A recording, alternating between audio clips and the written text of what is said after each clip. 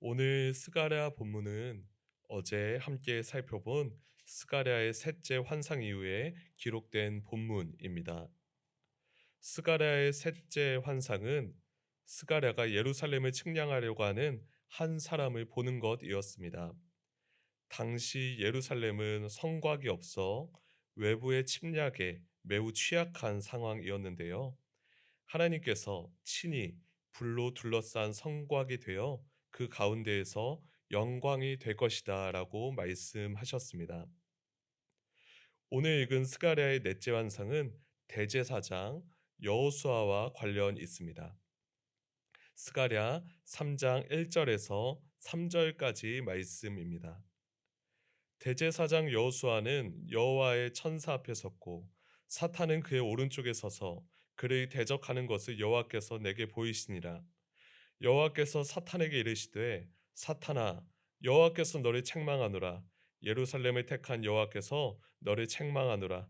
이는 불에서 꺼낸 그슬린 나무가 아니냐 하실 때에 여호수아가 더러운 옷을 입고 천사 앞에 서 있는지라. 스가랴 3장 1절에 보면 대제사장 여호수아라는 이름이 등장합니다. 여기에 나오는 여호수아는 우리에게 익숙한 출애굽 시대의 여호수아가 아니라요. 바벨론에서 포로로 돌아온 이스라엘의 대제사장을 의미합니다. 그래서 출애굽 시대의 여호수아와 이 대제사장 여호수아는 엄연히 다른 사람입니다. 여호수아는 원래 여호와는 구원이시다라는 뜻을 가지고 있습니다. 그런데 이 여호수아라는 히브리 이름이 그리스 이름으로 바뀌면 예수스가 됩니다. 우리가 예수라고 부르는 그 이름이 구약의 여호수아에서 나온 것입니다. 이 대제사장 여호수아는 지금 여호와의 천사 앞에 섰는데요. 사탄이 그의 오른쪽에 서서 그를 고발하고자 했습니다. 히브리 이름인 사탄은 그 뜻이 고발자, 대적자입니다. 사탄은 이 여호수아가 대제사장으로서 기본적인 자격을 갖추지 못했다라고 고발하고 있습니다.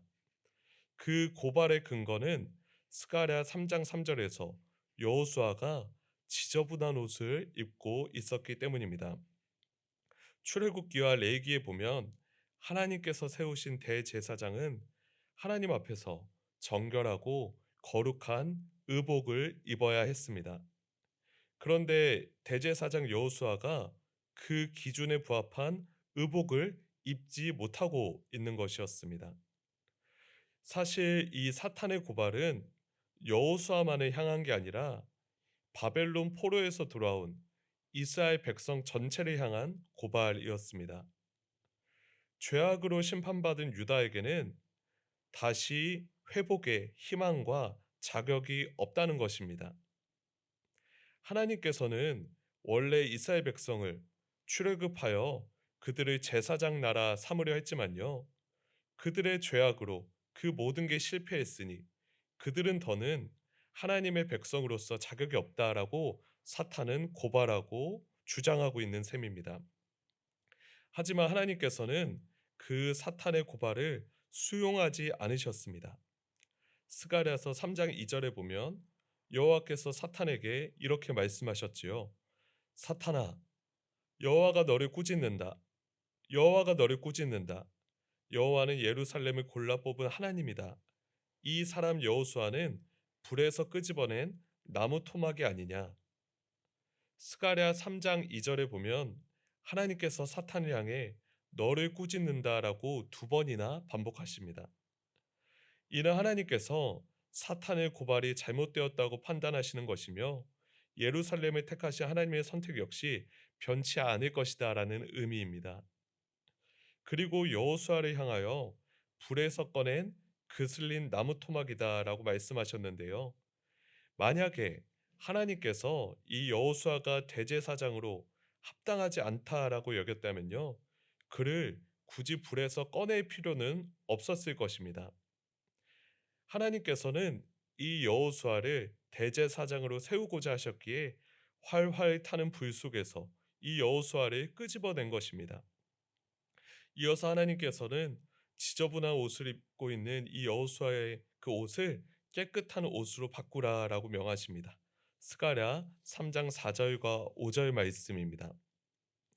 여호와께서 자기 앞에 선 자들에게 명령하사 그 더러운 옷을 벗기라 하시고 또 여호수아에게 이르시되 내가 너의 죄악을 제거하여 버렸으니 너에게 아름다운 옷을 입히리라 하시기로 내가 말하되 정결한 관을 그의 머리에 씌우소서 하매 곧 정결한 관을 그 머리에 씌우며 옷을 입히고 여호와의 천사는 곁에 섰더라. 하나님께서는 여호수아의 더러운 옷을 벗기고 그에게 이렇게 말씀하십니다. 보라, 내가 너의 잘못을 너한테서 치워버렸다. 그래서 너에게 예복을 입혀주겠다. 그리고 하나님께서는 여호수아에게 정결한 관을 머리에 씌워 주셨습니다. 지저분한 옷을 입고 있었던 여호수아는 어찌 보면 하나님으로부터 이런 큰 은혜를 받을 자격이 없을지 모릅니다. 이처럼 여호수아의 옷을 갈아입히고 그에게 정결한 관을 씌워 주시는 하나님의 은혜는 마치 누가복음에서 돌아온 탕자를 향해 은혜를 베푸시는 아버지의 모습과 매우 유사합니다. 돌아온 탕자에게 아버지는 그의 옷을 갈아입히고 반지를 끼우고 성대한 잔치를 벌였습니다. 비록 그 탕자가 아버지의 유산을 미리 상속받아 허랑방탕하게 탕진했을지라도 말입니다. 하나님께서 여호수아에게 예복을 입히고 정결한 관을 씌우셨기에 이제 여호수아는 대제사장으로서 오직 하나님의 뜻에 전적으로 순종해야 했습니다. 스가랴서 3장 6절에서 8절까지 말씀입니다. 여호와의 천사가 여호수아에게 증언하여 이르되 만군의 여호와의 말씀에 네가 만일 나의 도를 행하며 내 규례를 지키면 내가 내 집을 다스릴 것이요 내 뜰을 지킬 것이며 내가 또 너로 여기 섰는 자들 가운데 왕래하게 하리라. 대제사장 여호수아야, 너와 너의 앞에 앉은 너의 동료들은 내 말을 들을 것이니라. 이들은 예표의 사람들이라. 내가 내 종 싹을 나게 하리라. 대제사장 여호수아는 하나님의 은혜를 입고 분명한 사명을 수여받습니다. 그 사명은 하나님의 도를 행하며 하나님의 규례를 지키는 것입니다. 그럴 때 여호수아는 하나님의 직과 뜰을 지키고 여러 사람들 사이에서 대제사장으로서 왕래하게 됩니다. 우리는 여호수아에게 부과된 이 사명을 무거운 짐이 아닌 은혜의 연장선으로 이해해야 합니다. 그리고 하나님께서는 지금은 보이지 않는 그 미래의 희망을 여호수아에게 말씀하십니다. 그게 8절에 기록된 내 종 싹이고 9절에 기록된 돌에 있는 일곱 눈입니다. 이게 과연 무엇을 의미하는지 스가랴의 맥락에서 직접 이해하기는 조금 어렵습니다. 다만 대다수 신학자는 스가랴에 기록된 내 종 싹을 장차 오실 예수님과 관련 짓습니다. 이사야 11장 1절에 보면요. 이새의 줄기에서 한 싹이 나며 그 뿌리에서 한 가지가 나서 결실할 것이요 라는 말씀이 있습니다. 이 이새의 줄기에서 난 싹을 다윗의 후손으로 오신 예수님으로 이해할 수 있습니다. 비록 대제사장 여호수아가 더러운 옷을 입고 아무런 자격이 없는 것처럼 보였을지라도요. 그가 하나님의 은혜로 대제사장으로서의 직무를 성실히 수행할 때 새로운 희망의 새싹을 기대할 수 있을 겁니다. 결국 그리스도가 다스릴 때 그곳에 평화와 안식이 임할 겁니다. 스가랴 3장 10절 말씀입니다. 만군의 여호와가 말하노라 그날에 너희가 각각 포도나무와 무화과 나무 아래로 서로 초대하리라 하셨느니라. 하나님의 백성이 포도나무와 무화과 나무 아래에 앉아 있는 것은 평화와 번영을 상징하는 것입니다. 실제로 이 포도나무와 무화과 나무에서 열매가 맺히는 데는 상당히 오랜 시간이 걸린다고 합니다.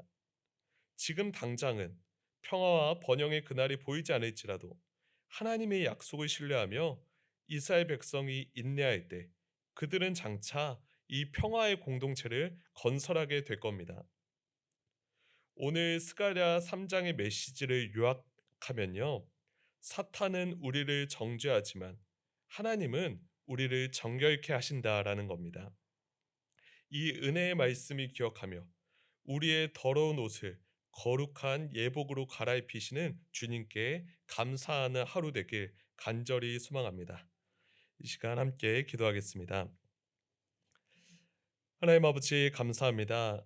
대제사장 여호수아의 더러운 옷을 거룩한 예복으로 갈아입혀 주시고 그에게 거룩한 사명을 부여해 주신 하나님의 은혜를 이 아침에 묵상하였습니다. 주님, 참으로 저희는 주님 앞에 구원받을 만한 자격이 전혀 없는 더러운 죄인임을 인정합니다. 주님, 우리의 모든 더러운 것을 주님께서 제하여 주시고 주님께서 예비하신 거룩한 옷을 입혀 주시사 우리가 하나님의 백성답게 하나님의 자녀답게 살아가게 하여 주시옵소서.